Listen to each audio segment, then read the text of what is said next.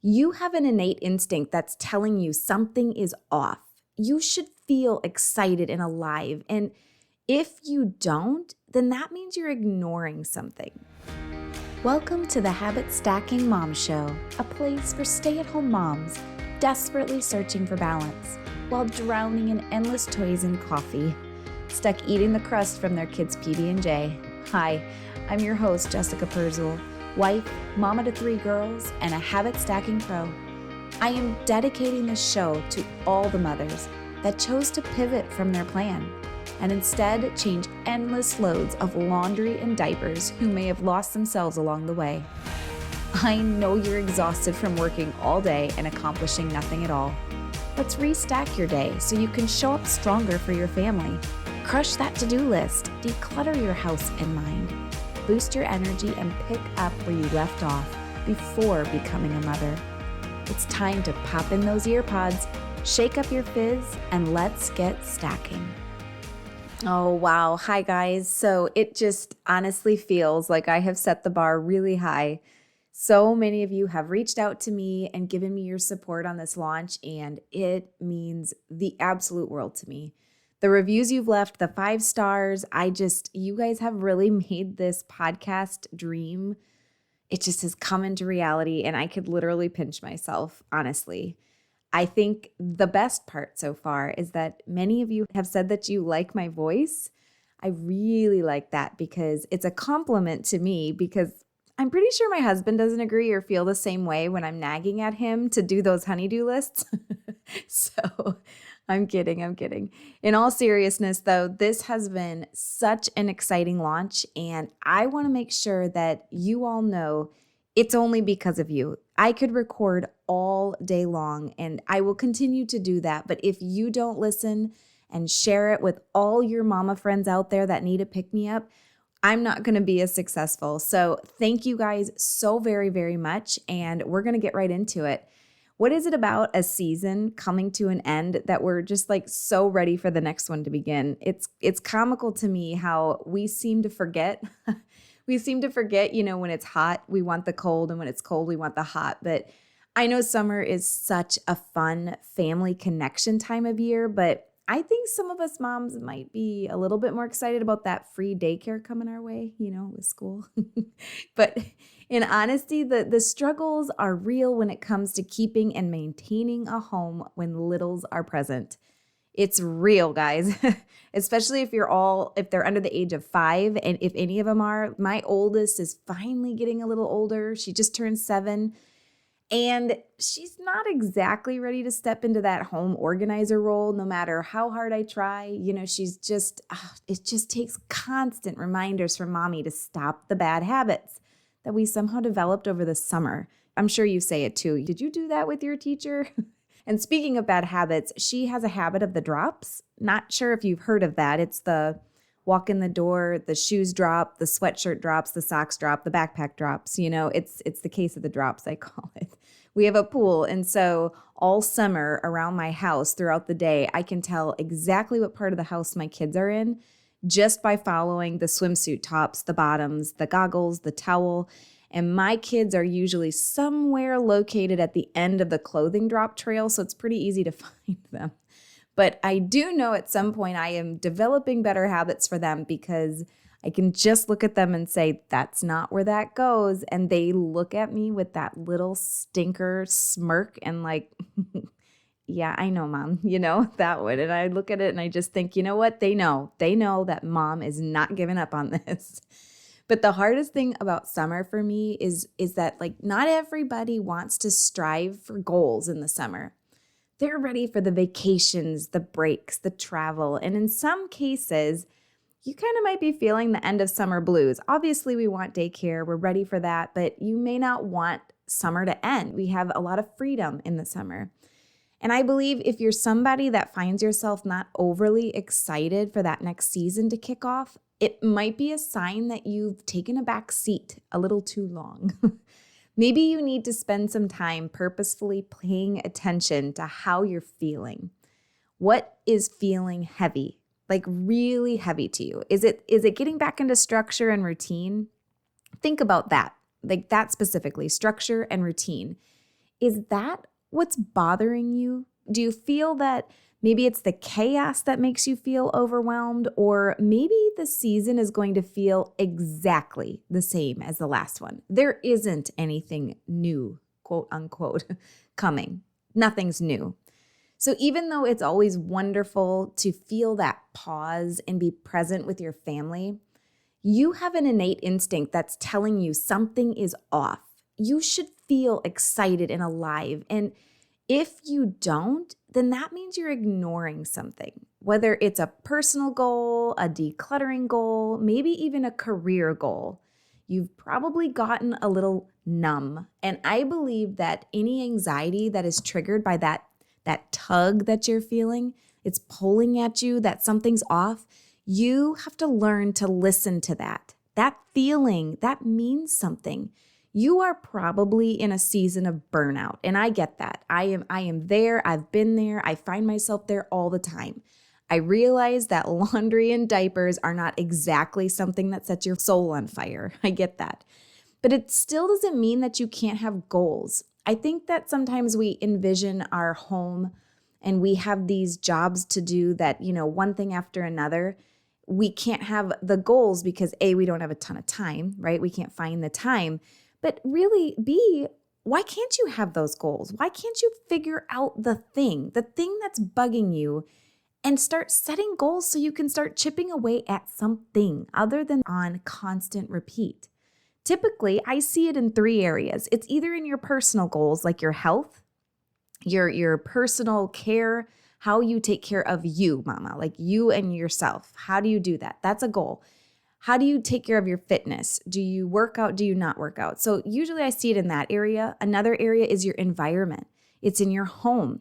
Maybe you're swimming in clutter. Like you just look out and you're overwhelmed the second you look up from your, cutting your peanut butter and jelly sandwiches, right? And you just get that heavy feeling. And the last thing that I see it in is uncontrollable things, like the family dynamics, the things we can't, fix or change because it involves other people. So for the purpose of this episode, we're going to focus on the things we can control, because I like to sit in a position of power in the sense that I can change something. I have control over it. And when it comes to family dynamics, it's important to be aware of them, but we can't always change that. And so for us moms that are stuck in it, you got to focus on what you can control, like resetting your environment.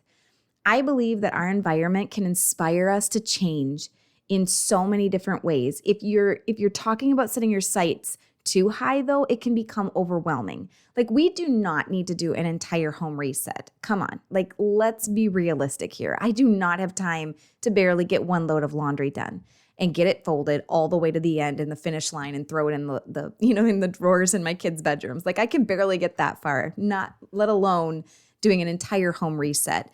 But even an entire room might even feel a little heavy too. So let's just focus on a cabinet. Let's focus on one space at a time.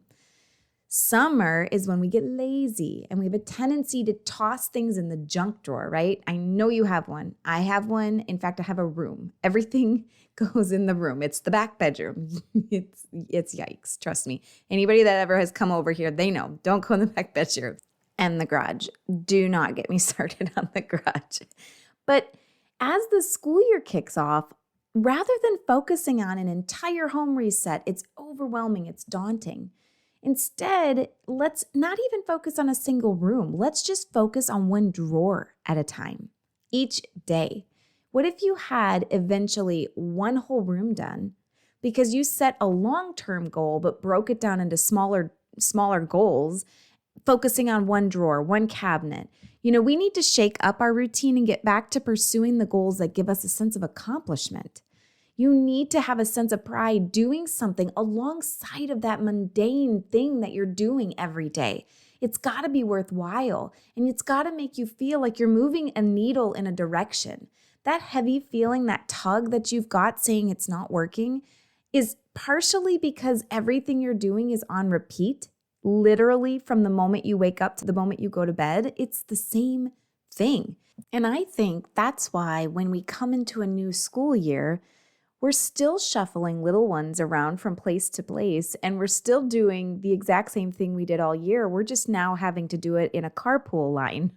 So I think the thing that, amplifies for moms is one is that we do the same thing every single day. And other than accomplishing keeping our kids alive, we don't really feel like we do that much. In fact, we do a ton, but we're not moving in any direction because it's just repeating the same thing every single day. So we lose that chance to feel a sense of accomplishment. Like I finished something. There's always a repeat of it the next day. And so the second thing that I think that really amplifies it for us is that it takes forever to see changes. So don't they say something like the years are short, but the days are long? And I just don't think there could be anything that's more true. Because when you look back on your children from like the last year or two, you can see their progress. We know that they've grown. We know they've learned. We know that progress was made here each and every single day. But each day, we don't always feel it. We just feel like we wake up and push play and do it all over again. And so it's really hard to appreciate the small moments when we're working our butts off and getting never-ending, repeating, mundane motherhood tasks done. We just need to take a moment and set some goals outside of those repeating tasks and break it down. I know that there's things you've been putting off because you've been stuck in it. So let's write those goals down. Let's take a look at how do your mornings work? Is there a drawer or a cabinet that's just kicking your butt every time you go to make pancakes or eggs for your kids in the morning? You know that you're moving way too fast to stop and clean it, but that drawer, that feeling you get, you're just like that drawer. Or for me, it's like that table, it piles up to the sky. Every time you put something on it, you swear something's gonna fall off. It's just that full. Or maybe it's the 9 million papers that my kids came home from school with last year that I promised I would get done this summer. And that was not accomplished before the papers have now started coming again from this school year. So let's figure out which ones are essential to move you forward and to re-spark some of that excitement for the next season that's coming. I may not have gotten through those papers and I might not have decluttered that table, but that table isn't pivotal to my morning. It's not an anchor point in my day. It's just something that I would like to get done. So for you, let's focus on the essential things, the things that are really keeping you stuck and preventing you from moving forward and getting really excited because it's just in your way. Y'all, I've spent 4 years chipping away at my house. We have fully renovated another home in that time and then came back and fixed some things in ours. And I am still working on it. You can ask anybody that knows me in my home. They probably know what we're working on next, the back bedroom and the garage.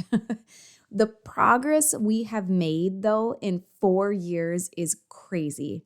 But that's because my husband and I set goals together and we work towards them. And I freaking love it. I love it. That excitement for me comes back. Even though during that whole time I was raising children, having children, nursing children, laundry, dishes, diapers, all the things, right? I was still doing that. But what I did hold on to in that season was accomplishment. We were moving the needle forward in an area in our lives, and it's something I can measure. So you have to start setting some home resetting goals because I truly believe that you can focus better on yourself and those around you when you have a home that is running smoother. I'm right in the thick of it with you, but you are the only one that can impact that. You can decide to make an environment better. You can do that. You can decide that you're going to hold yourself to a different standard long enough for everyone else to get on board. You've got to let go of, well, everybody else leaves their stuff. Yes, I know. So let's start setting some goals and setting some standards in a way that is essential to how you operate. So on the next episode, what we're going to do is we're going to talk about how to find some time cracks in your day so that you can actually build working towards that goal into your day.